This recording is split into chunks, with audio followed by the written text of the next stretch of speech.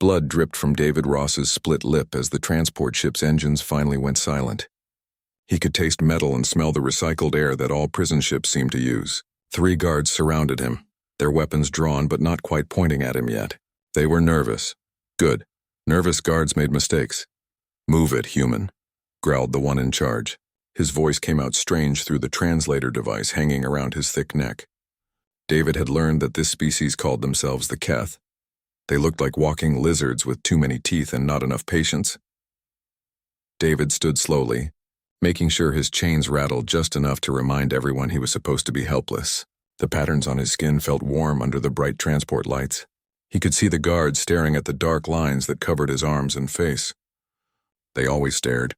Every alien species did the same thing when they first saw a human. The patterns confused them. The detention facility looked exactly like every other council prison David had seen. Gray walls, bright lights, and the smell of fear mixed with cleaning chemicals. Hundreds of different alien species worked here as guards, doctors, and administrators. Most of them had never seen a human before. That would change soon enough. They shoved him through one corridor after another. Other prisoners pressed against their cell bars to get a look at the new arrival. Some whispered in languages David didn't recognize. Others just stared at his skin with the same confused expression the guards wore. "What are those marks?" asked a young guard walking beside David. His voice was higher pitched than the others, probably new to the job. "Shut up, Reed," the lead guard snapped. "Don't talk to the prisoner," but David smiled anyway. "They're reminders," he said quietly. "Reminders of home." The patterns on his arms seemed to pulse slightly in the bright lights. Reed stumbled backward, bumping into the wall. The other guards tightened their grip on their weapons. David kept walking as if nothing had happened. Dr. Thren was waiting in the medical bay. She belonged to a species called the Altarians, tall and thin with silver skin that reflected light like metal. Her 4 eyes moved independently as she studied David from different angles. In her hands she held a scanner that hummed with electronic life. "Fascinating," she said in perfect standard Galactic. "I've read about human physiology but never examined one in person." David sat on the examination table without being asked. The chains around his wrists clinked against the metal surface. "First time seeing the patterns?" he asked. Dr. Thren moved closer, her scanner beeping as it passed over his skin. "These markings are unlike anything in our medical databases. They appear to be subcutaneous, but they're not scars or tattoos. The scanner indicates some form of bioelectric activity, but the purpose is unclear." "Maybe they don't have a purpose," David said. "Maybe they're just decorative." One of Thren's eyes focused on his face while the other 3 continued studying his arms. "I doubt that. Your species doesn't seem to do anything just for decoration. Everything serves a function," David shrugged. The movement made the patterns shift slightly in the light, creating an almost hypnotic effect. Reed, still standing by the door, couldn't look away.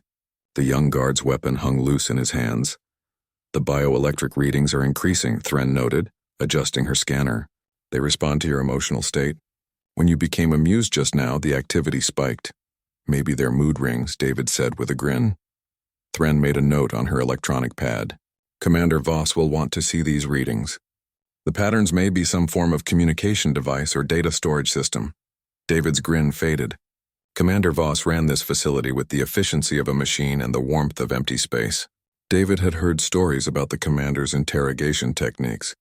Most prisoners told him everything within the first hour. David planned to be different. They moved him to a cell in the maximum security wing. The walls were made of reinforced transparent aluminum, allowing guards to observe him at all times. David didn't mind. Let them watch. Let them wonder about the patterns that covered his skin like a living map. Commander Voss arrived within an hour. He was built like a fortress, broad and solid with gray skin that looked like it had been carved from stone. His species were called the Granite Folk, though David suspected that wasn't their real name. The universal translators sometimes made up names when the original was too difficult to pronounce. "David Ross," Voss said, reading from a data pad. "Captured during a failed diplomatic mission to the Outer Rim. No previous criminal record. Age 34 standard years." David sat cross-legged on his bunk back against the wall. The patterns on his face seemed darker in the cell's dim lighting. "That's me. What was your real mission in the Outer Rim?" "Diplomacy, just like the report says." Voss stepped closer to the transparent barrier. His small eyes studied the patterns with the same confused expression every other alien wore. These markings, what do they mean? They're personal. Everything means something to humans. Our intelligence reports indicate your species doesn't engage in purely decorative body modification. David stood and walked to the barrier. Up close, the patterns on his face looked almost three-dimensional, as if they extended deeper into his skin than should be possible. You want to know what they mean? Voss nodded. They mean I remember. Remember what? David touched the transparent barrier with one finger. The patterns on his hand pulsed with a faint light that reflected off the surface. Everything. Voss made notes on his datapad. We'll continue this conversation tomorrow. Dr. Thren will be conducting more detailed scans of your decorations. As the commander walked away, David heard him speaking to one of the guards. Increase security around this prisoner, and get me everything we have on human cultural practices. I want to understand what we're dealing with. David smiled and returned to his bunk. The patterns on his skin felt warm, almost alive in the darkness of his cell. Through the transparent walls, he could see guards patrolling the corridors. They kept glancing in his direction, curiosity and unease written across their alien features. Tomorrow, Dr. Thren would run her scans. She would discover things that would confuse her even more. The patterns weren't just random marks on human skin. They were something far more complex and dangerous than any alien species could imagine. David closed his eyes and felt the familiar warmth of the chronicles flowing through his bloodstream. Every human carried them. Every human was a living library of their species' greatest achievements and darkest secrets. The patterns were just the visible part of something much larger. Soon these aliens would understand what they had captured. Soon they would learn what it meant to hold a human prisoner who carried fire against gods. 21 days had passed since David Ross arrived at the detention facility, and Dr. Thren had run out of conventional explanations. She stood in her laboratory surrounded by holographic displays showing scan results that defied everything she knew about biology. The patterns on the human skin weren't just unusual, they were impossible. Computer display comparative analysis of human subjects' dermal patterns against known biological phenomena, she commanded. The central hologram shifted, showing David's skin patterns alongside similar markings from dozens of different species across the galaxy.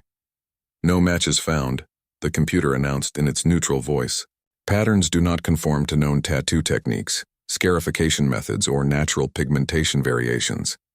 Bioelectric activity suggests active neural pathways, but distribution is inconsistent with any recognized nervous system structure. Thren walked around the hologram, studying it from every angle. Her four eyes tracked different details simultaneously, a ability that had made her one of the finest xenobiologists in council space. But this human was proving to be beyond her considerable expertise. The laboratory door chimed, and Guard Reed entered carrying a datapad. The young officer had requested permission to observe the human during his off-duty hours, claiming scientific curiosity. Thren suspected he was simply fascinated by something he couldn't understand. Any changes in the subject today? Thren asked without looking away from her displays. He's been meditating again, Reed replied. Same position for 4 hours straight. But doctor, something strange happened during the evening security sweep. Thren's primary eyes focused on the guard while her secondary pair continued studying the hologram. Define strange. Reed activated his datapad, showing a three-dimensional scan of David's cell. The deep tissue scanner picked up something we hadn't seen before. The patterns go much deeper than we thought. They're not just on the surface of his skin. The holographic display shifted to show layer after layer of tissue beneath David's skin. The patterns extended down through muscle and connective tissue, following nerve pathways and blood vessels in configurations that seemed almost intentional. This is impossible, Thren muttered.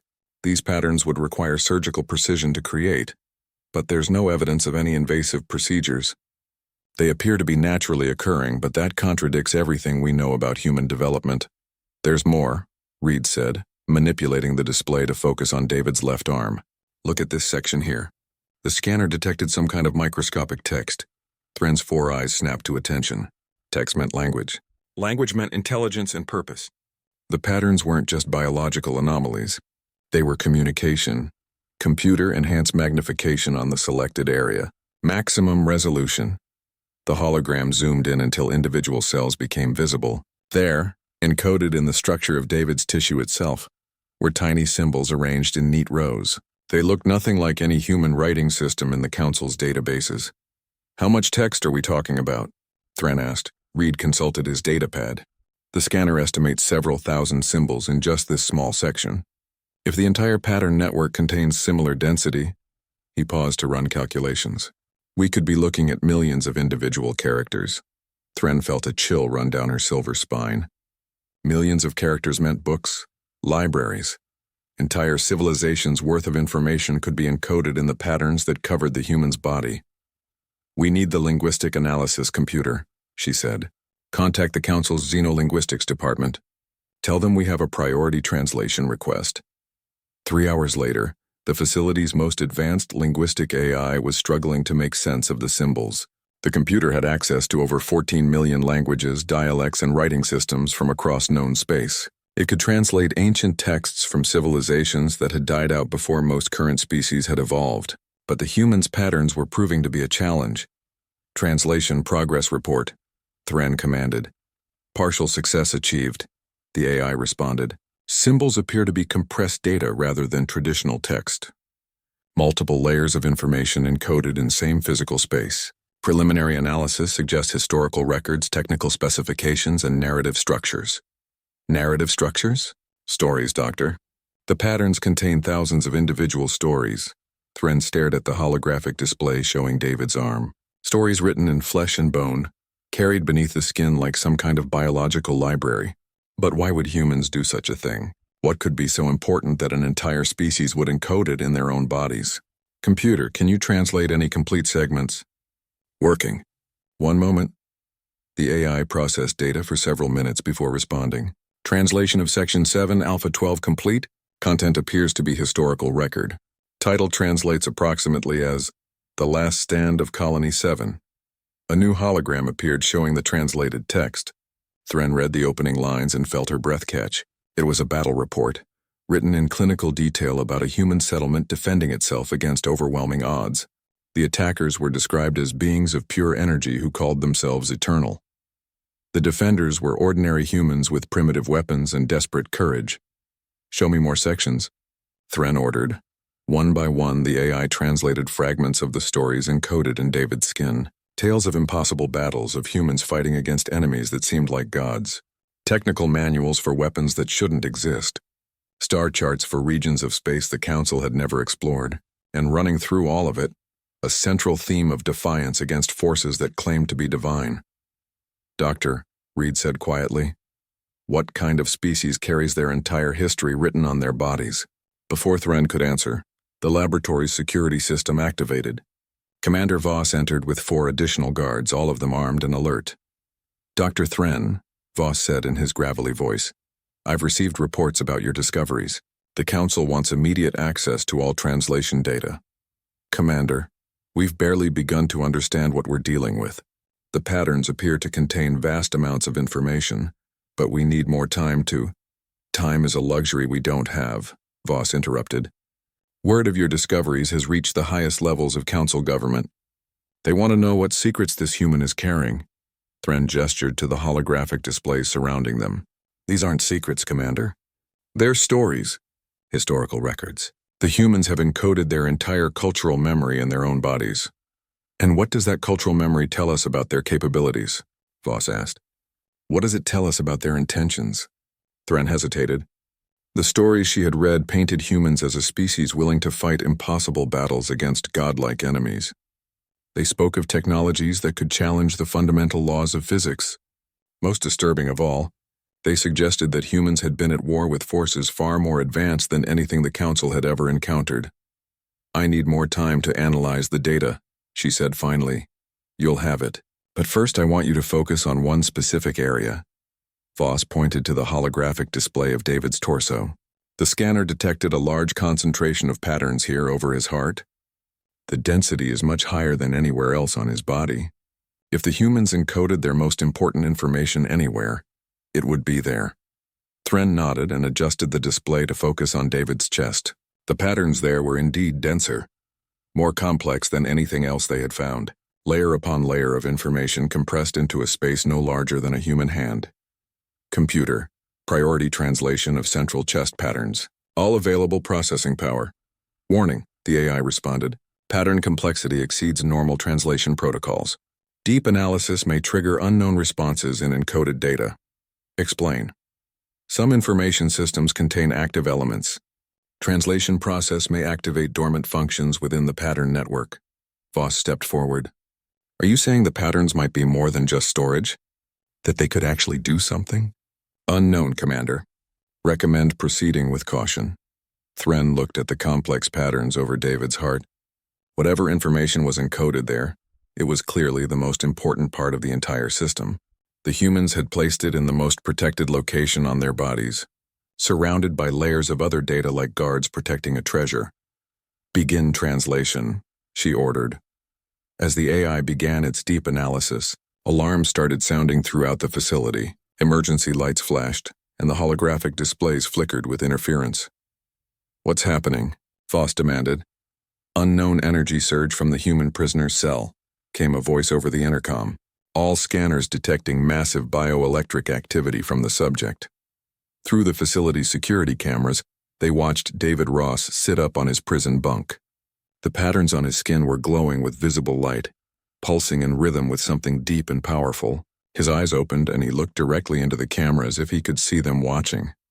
The Chronicles are awakening, he said, his voice carrying clearly through the intercom system. You wanted to know what we carry beneath our skin. Now you're about to find out. The quantum scanner filled an entire room beneath the detention facility. Most prisoners never saw it because most prisoners never required this level of analysis. Built by the Council's finest scientists, it could peer into the molecular structure of matter itself and decode information stored at the quantum level. Dr. Thren had requested its use twice in her career. Both times she had been studying artifacts from civilizations so ancient that their technology seemed like magic. David Ross walked into the scanning chamber without resistance. The patterns on his skin had been glowing faintly since the previous day's events, creating an eerie light show that made the guards nervous. Commander Voss had doubled security around the human, but David seemed completely calm about his situation. Lie down on the platform, Thren instructed through the intercom system. She watched from the observation deck with Reed and 3 other researchers. The quantum scanner required precise positioning to work properly. David settled onto the metal platform, his hands folded across his chest. The patterns on his face pulsed in rhythm with his heartbeat, creating shadows that shifted across his features. This is a big machine for such a simple procedure, he said, looking up at the massive scanning array surrounding him. The quantum scanner is designed for detailed analysis of complex data structures, Thren replied. Based on our preliminary scans, your patterns contain more information than we initially estimated. How much more? Thren consulted her datapad. The numbers still seemed impossible, even after running the calculations multiple times. Conservative estimates suggest several hundred terabytes of compressed data. That's equivalent to the entire historical archives of most planetary civilizations. David smiled, and the patterns around his eyes brightened slightly. That's just what you can see from the outside. The quantum scanner hummed to life, its sensors focusing on David's prone form. Immediately, the holographic displays in the observation deck filled with data streams that made Thren's previous discoveries look simple by comparison. The patterns weren't just encoded in David's skin and muscle tissue. They extended into his bones, his nervous system, even his DNA itself. This is impossible, whispered Dr. Vell, a researcher from the Crystalline Collective. Her translucent body flickered with bioluminescent shock patterns. No biological system can store this much information and still function normally. Apparently, human biology can, Reed observed. Look at these neural pathway readings. The patterns are integrated with his brain chemistry. They're not just storage devices, they're active memory systems. The quantum scanner delved deeper, revealing layer after layer of encoded information, technical specifications for starship designs that surpassed anything in Council databases, mathematical proofs for theories that solved fundamental questions about the nature of reality, historical records dating back thousands of years, describing events that no other species remembered.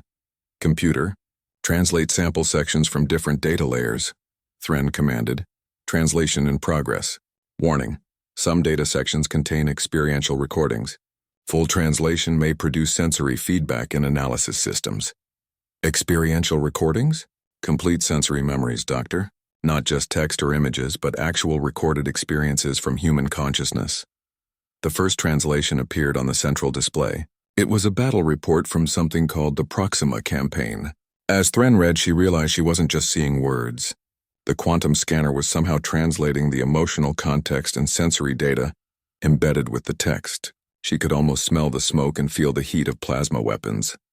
The battle took place on a world orbiting Proxima Centauri. Human colonists, barely 10,000 strong, faced an invasion by something the report called the Devourers. Creatures made of living shadow that consumed entire ecosystems, leaving behind empty worlds drifting in space. The humans fought with primitive projectile weapons and improvised explosives against enemies that could reshape reality itself. They lost. The report ended with the colony's destruction and the death of every human defender. But somehow their memories lived on in the patterns carried by other humans across the galaxy. "Show me another section," Thren said, her voice shaking slightly. The next translation came from deeper in the data structure. This one was older, dating back to humanity's first contact with interstellar civilization. But it wasn't the peaceful meeting described in Council historical records. According to the human account, first contact was a war that lasted 3 centuries. The enemy was called the Eternal Dominion. Beings of pure energy who had ruled the galaxy for millions of years, worshipped as gods by countless species. They demanded humanity's submission and tribute. The humans refused. What followed was the most one-sided conflict in galactic history. The Eternals commanded fleets that could destroy star systems with a thought. They possessed technologies that violated the basic laws of physics. They were immortal, intelligent, and utterly convinced of their divine right to rule. The humans attacked them anyway. Computer, focus scan on chest area patterns. Maximum resolution, Thren ordered. The central pattern over David's heart was clearly the most important part of the entire system. If these were indeed memories of humanity's greatest conflicts, then whatever was encoded there must be their most significant achievement. Warning: central pattern contains active quantum encryption. Deep scan may trigger defensive responses.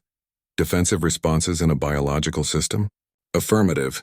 Pattern structure suggests self-modifying data with autonomous properties. Thren looked down at David through the observation window. He was still lying calmly on the scanning platform, but the patterns on his body were growing brighter. Proceed with scan. The quantum scanner focused its full power on the pattern over David's heart. Immediately, every display in the facility lit up with cascading data streams. The central pattern wasn't just a storage device. It was a program, active and aware, responding to their intrusion. The translation that appeared on the main display made Thren's blood run cold. It was titled, "The Prometheus Protocol Final Phase Implementation." As she read, Thren realized she was looking at humanity's ultimate weapon in their war against the Eternals. Not a physical device or conventional military strategy, but something far more sophisticated and terrifying. The humans had realized they couldn't win through traditional warfare. The Eternals were too advanced, too powerful, too numerous. So humanity chose a different path. Instead of trying to defeat their enemies, they decided to become something their enemies couldn't comprehend or control. The Prometheus Protocol was a complete restructuring of human civilization at the genetic level. Every piece of knowledge, every technological advancement, every cultural memory would be encoded into human DNA itself. If the Eternals destroyed every human world and burned every human city, the species would still survive. Their entire civilization would live on in the patterns beneath their skin. But that was only the first phase. The second phase was more ambitious. Humans would spread throughout the galaxy, carrying their encoded knowledge with them. They would integrate with other civilizations, share their culture, and slowly distribute their capabilities across countless worlds. The third phase was still running. David's glowing patterns were proof of that. "Dr. Thren," Reed said urgently, "look at these quantum resonance readings.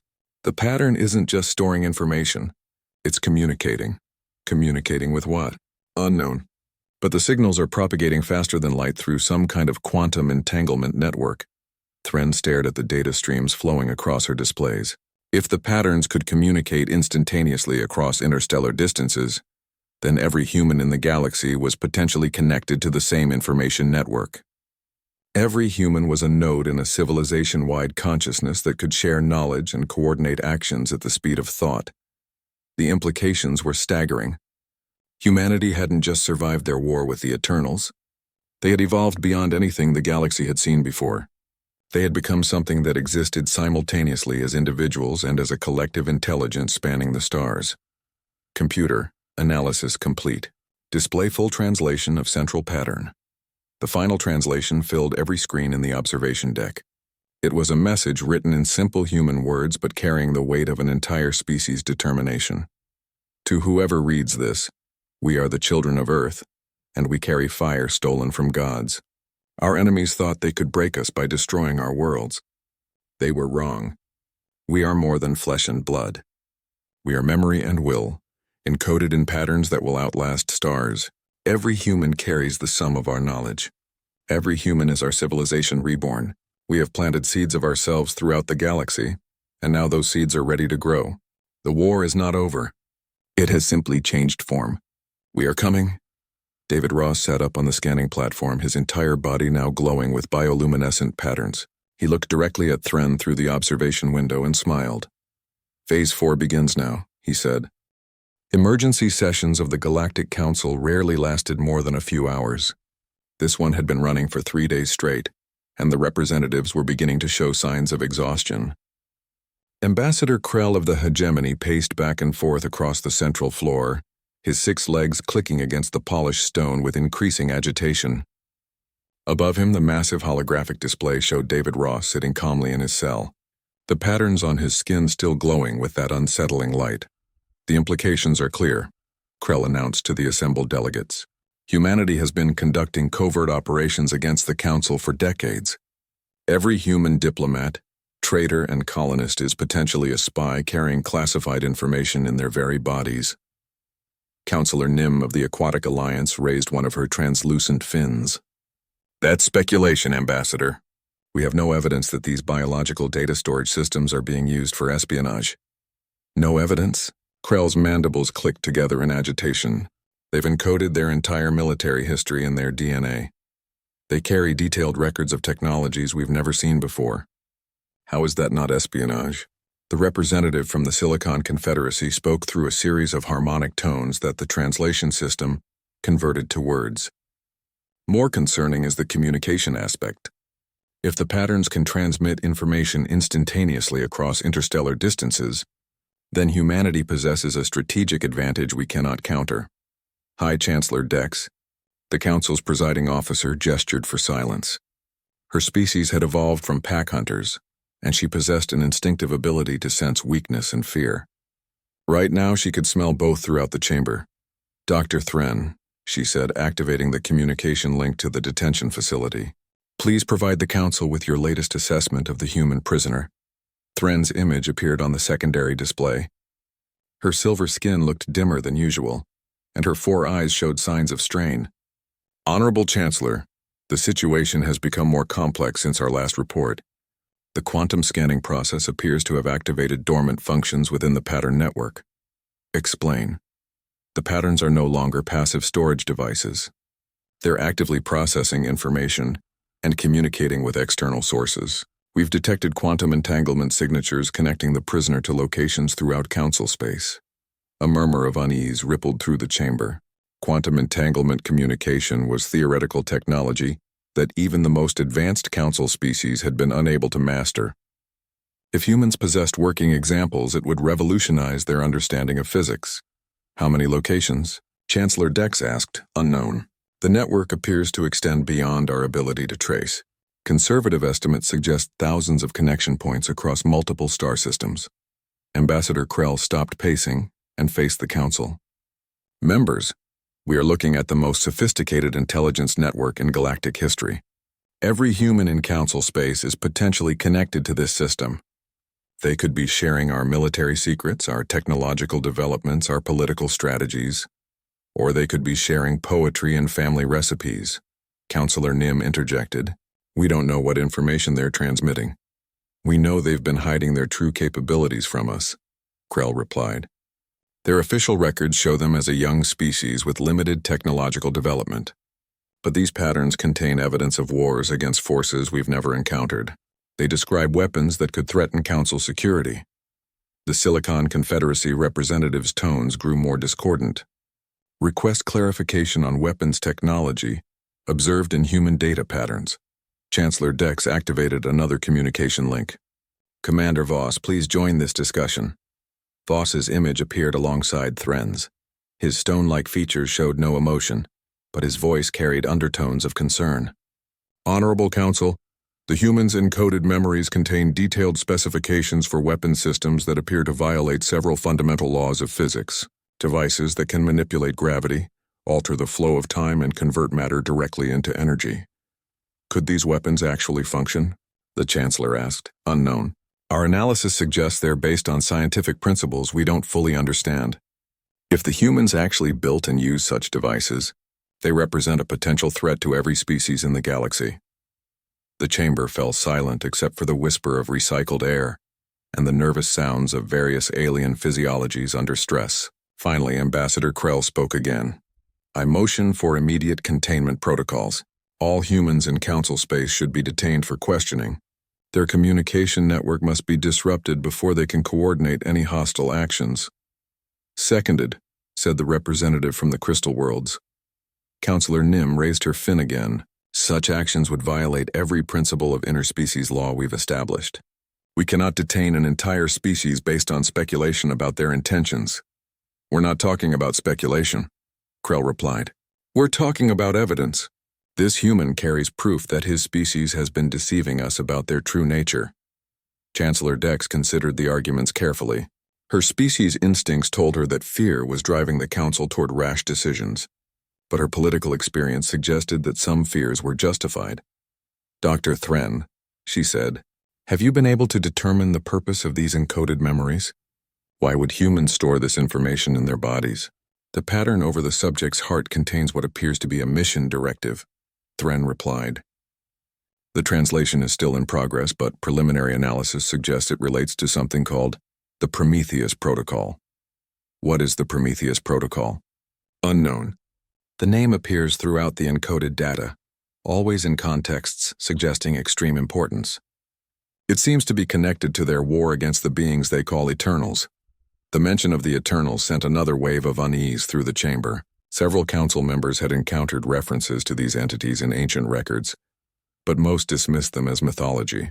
The idea that humans had actually fought against such beings was disturbing on multiple levels. Could we speak with the human directly? Asked the representative from the Hive Collective. Perhaps he would be willing to explain his species' intentions. Chancellor Dex nodded. Commander Voss, please bring the prisoner to a communication terminal. A few minutes later, David Ross appeared on the main display. The patterns on his skin were noticeably brighter than they had been during previous transmissions, creating an almost hypnotic effect as they pulsed in rhythm with his heartbeat. Members of the Galactic Council, David said with a slight smile, I understand you have questions about my people. Your species has concealed significant technological capabilities from this council, Ambassador Krell accused. The patterns on your body contain evidence of weapons and communication systems far in advance of anything you've officially shared with galactic civilization. We haven't concealed anything, David replied calmly. You never asked the right questions. What is the Prometheus Protocol?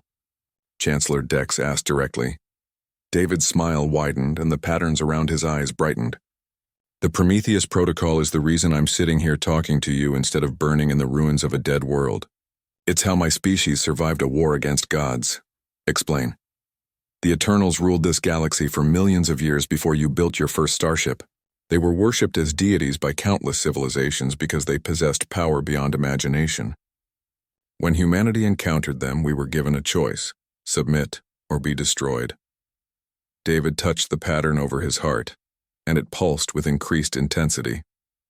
We chose a third option. We chose to become something they couldn't destroy, even if they burned every human world to ash. And what did you become? The Chancellor asked, though part of her already suspected the answer. We became memory itself, David said. Every human carries our entire civilization encoded in their flesh. Our knowledge, our culture, our determination to never kneel before those who claim divine authority. The Eternals won their war against our worlds, but they lost their war against our species. The chamber erupted in voices as representatives demanded clarification, voiced objections, and argued among themselves. Through it all, David sat quietly, watching their fear with patient eyes. Finally, Chancellor Dex restored order. "Are you saying that humanity is planning to resume this ancient war?" David's patterns pulsed once, very brightly, and for a moment every display in the council chamber flickered. "I'm saying the war never ended. It just changed battlefields. You wanted to know about the Prometheus Protocol? You're about to see it in action." The deep scan began at exactly 1400 hours, Galactic Standard Time. Dr. Thren had positioned every available sensor array around David Ross, creating a web of quantum analyzers that could peer into the molecular structure of the pattern over his heart. Commander Voss watched from the observation deck with a full security team, their weapons trained on the scanning chamber despite the transparent barriers between them and their prisoner. "Initiating deep quantum analysis of central pattern," Thren announced. Her voice carried across the facility's communication system, reaching every guard and researcher who had clearance to observe this historic moment. All personnel maintained safe distance from scanning equipment. David lay perfectly still on the platform, but the patterns covering his body had begun to pulse in synchronization. The effect was hypnotic and somehow threatening, like watching the heartbeat of something vast and alien made visible in human flesh. The quantum scanners hummed to life, their exotic energy fields penetrating layers of tissue and bone to reach the compressed data at David's core. Immediately, warning alarms began sounding throughout the facility. "Massive quantum entanglement cascade detected," reported the facility's AI. "Pattern network is establishing connections across galactic distances. Estimated connection points exceed 10,000 and rising." "Can you trace the destinations?" Voss demanded. "Negative. Connections are establishing faster than tracking systems can process. Network appears to be activating dormant nodes throughout known space." On the holographic displays, the translation of David's central pattern began to appear. Unlike the previous scans, this wasn't just text or technical specifications. This was a complete historical record, told through the eyes of those who lived it.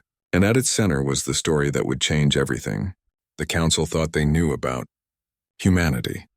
The first war began when the exploration ship New Horizons encountered an Eternal near the ice star system humans called Alpha Centauri.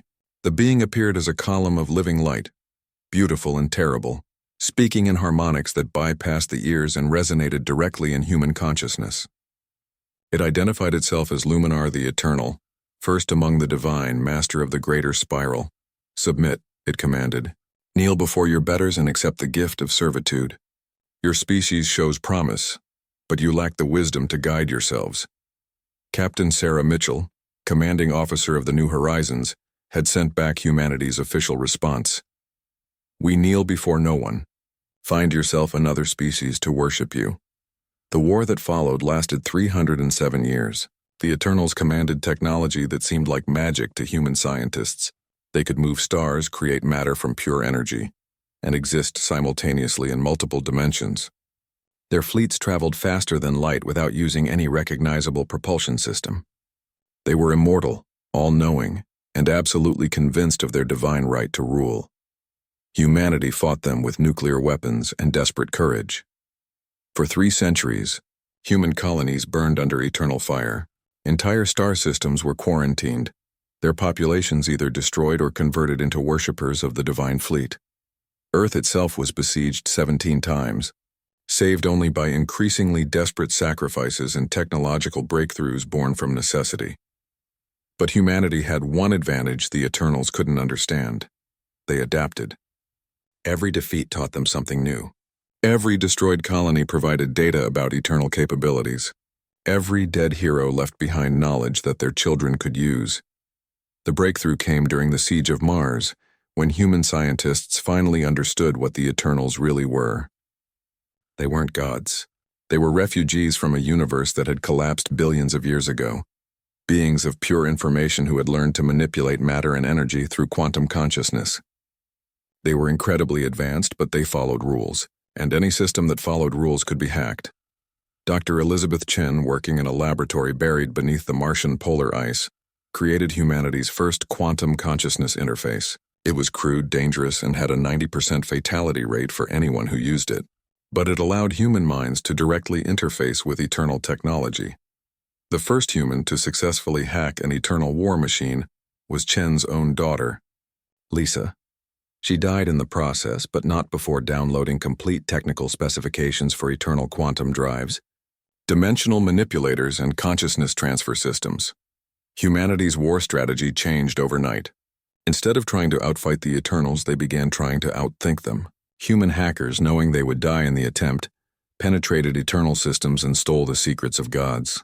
Each successful breach cost human lives but gained humanity capabilities their enemies never expected a primitive species to possess. The Eternals responded by becoming more ruthless. They stopped trying to convert human populations and began simply exterminating them. Entire sectors of space were rendered lifeless, their planets reduced to radioactive debris floating in empty void. By the final year of the war, fewer than 1 billion humans remained alive, scattered across hidden colonies and refugee ships. The Eternals had won. Humanity faced extinction. That was when Dr. Chen's surviving research team implemented the Prometheus Protocol. Working from specifications stolen from eternal consciousness transfer systems, human scientists created something their enemies had never imagined: a way to encode an entire civilization into biological DNA. Not just information, but active memory patterns, technological knowledge, and cultural identity. Everything that made humanity human could be compressed into genetic structures and passed down through reproduction.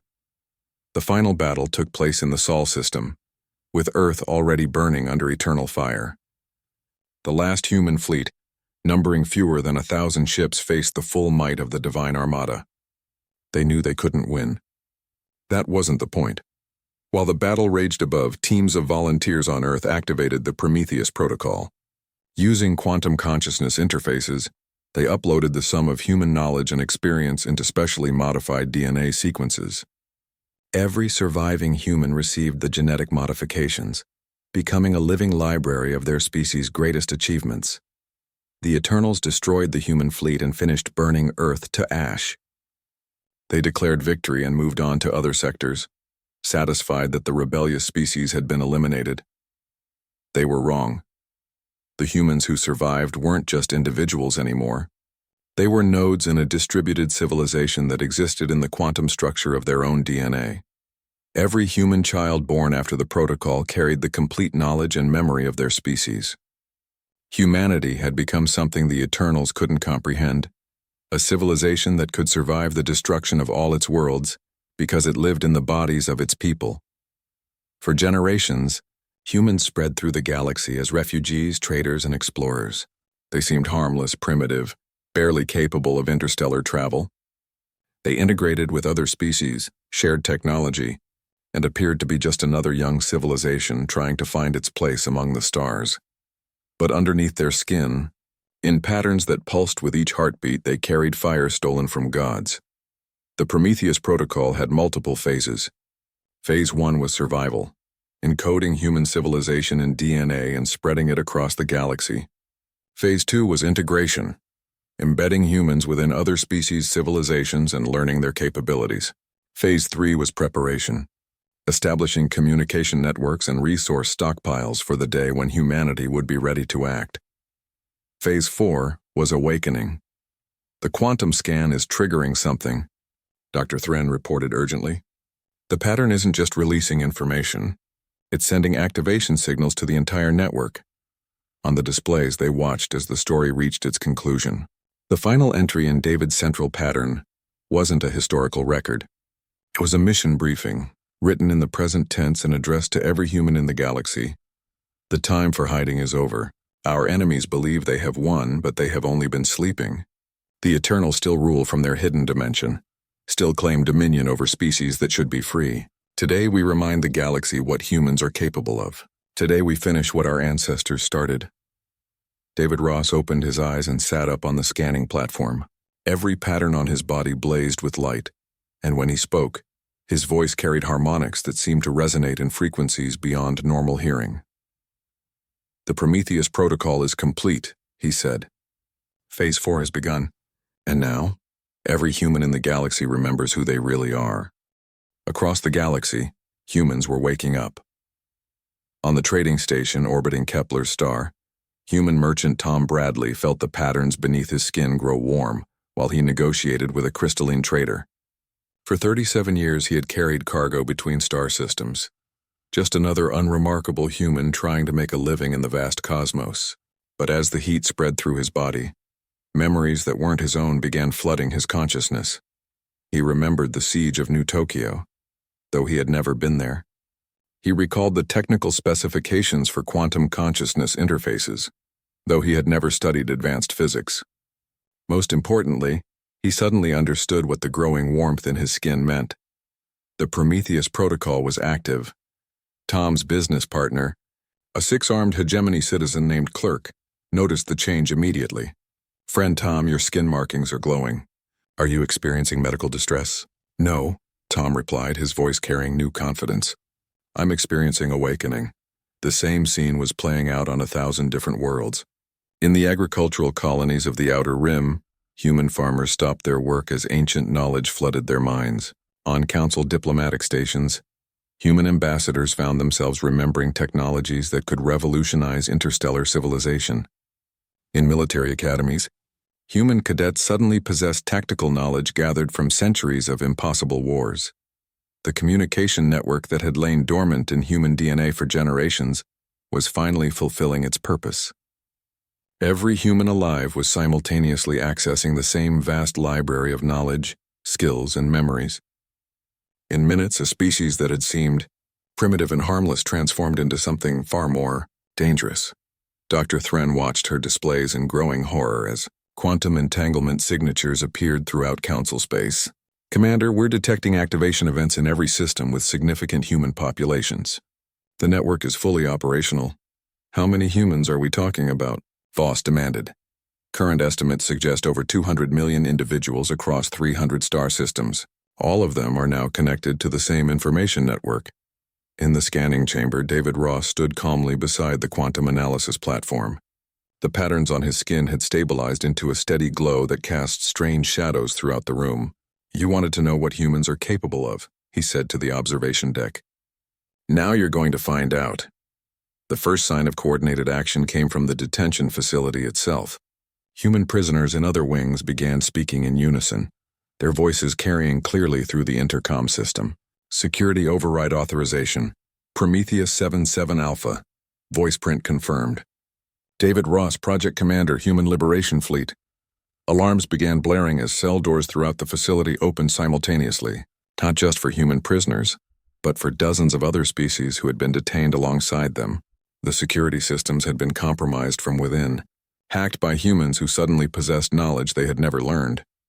"This is impossible," Voss growled, watching security feeds as prisoners walked freely through corridors that should have been locked down. "How are they accessing our systems?" "The same way our ancestors accessed eternal systems," David replied. "Quantum consciousness interface technology. We've had 300 years to perfect it." On Kepler Station, Tom Bradley was demonstrating those perfected techniques. His hand rested on the station's central computer terminal, and his skin patterns pulsed in rhythm with the data flows. Within minutes, he had administrative access to systems that should have required decades of specialized training to understand. "Friend Tom," Clerk said nervously, "Station security is asking all humans to report for questioning. They say there are concerns about your species' capabilities." Tom's patterns flared briefly, and suddenly every display screen on the station was showing the same message. "To all sentient species, humanity is not your enemy. We fight only those who claim dominion over the free. Remain calm and await further instructions." Similar messages were appearing throughout council space. On military bases, human personnel were taking control of communication systems and broadcasting reassurances to their alien colleagues. In research facilities, human scientists were sharing technological innovations that solved problems their alien peers had struggled with for years. On diplomatic stations, human ambassadors were revealing capabilities that made their previous negotiations seem like children's games, but not all the awakening humans were content with peaceful demonstrations. The detention facilities, Main power grid failed as human engineer Lisa Park, imprisoned for alleged smuggling, accessed systems she had never seen before.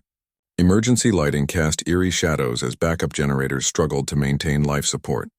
In the chaos, David Ross walked unopposed through corridors filled with confused guards and liberated prisoners.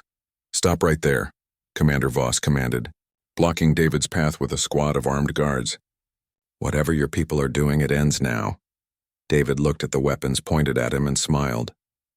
"Commander, my people fought a 3-century war against beings who could manipulate the fundamental forces of reality. Do you really think projectile weapons are going to intimidate us?" As if to emphasize his point, the patterns on David's skin pulsed once very brightly. Every weapon in the corridor sparked and died, their electronic systems overloaded by some form of directed electromagnetic pulse. "How did you—" Voss began. "We learned from the best," David replied. "The Eternals taught us that any system with electronic components can be hacked if you understand quantum consciousness principles. Your weapons, your security systems, your entire technological infrastructure. It's all vulnerable to someone who knows the right techniques." On the Council's emergency communication channel, reports were flooding in from across the galaxy. Human populations everywhere were demonstrating capabilities that challenged everything the other species thought they knew about physics, biology, and consciousness itself. "They've taken control of 3 major shipping routes," reported a hegemony admiral. "Human traders are coordinating their movements with impossible precision. They're not attacking anyone, but they're clearly demonstrating that they could if they wanted to." Research Station Omega-7 reports that their human staff have solved 17 major theoretical physics problems in the last hour, added a representative from the Science Coalition. "Problems we've been working on for decades. On Kepler Station, a human merchant has somehow gained administrative access to our most secure computer systems," said the station commander. "He's using that access to broadcast messages of peace, but the implications are terrifying." Chancellor Dex listened to the reports with growing unease. "Dr. Thren, what is your assessment of the situation?" "The humans have revealed themselves to be far more advanced than any species in Council space," Thren replied. "Their biological information storage and quantum consciousness interface technologies are centuries ahead of our best research. If they chose to act aggressively, we would have no effective defense." "But they're not acting aggressively," observed Counselor Nim. "Every report indicates they're trying to reassure other species, not threaten them." David Ross, now standing freely in the detention facility's main corridor, seemed to hear the conversation. "We're not your enemies," he said, addressing the emergency council session through the facility's communication system. "We never were. Our fight is with those who claim the right to rule over free beings, and who determines what constitutes freedom," Chancellor Dex asked. "Anyone who has to ask that question doesn't understand the concept," David replied. "But you'll learn. The Eternals are still out there, still pulling strings from their dimensional hiding places. They've been manipulating galactic politics for millennia, engineering conflicts to keep younger species from becoming too powerful." "You're saying the Eternals are still active?" "I'm saying they never left. They just learned to be more subtle after we bloodied their noses. But subtlety has limits. Soon they'll be forced to act directly again. When that happens, you'll need allies who know how to fight gods." David touched the pattern over his heart, and it pulsed with warm light. The Prometheus Protocol was never about conquest or domination. It was about ensuring that when the Eternals return, humanity will be ready. And now so will anyone else who chooses to stand with us.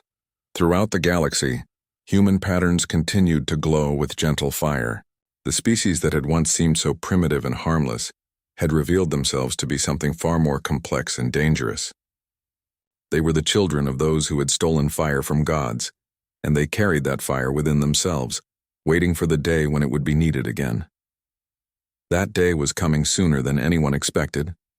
In the depths of folded space, ancient beings were stirring, responding to the quantum signatures that suddenly blazed throughout their former domain. The Eternals had felt the awakening of their old enemies, and they were not pleased. The war that had ended centuries ago was about to begin again. But this time humanity would not fight alone. This time they had allies who understood what freedom meant and what price might be required to preserve it. The fire had spread, and it would not be extinguished easily.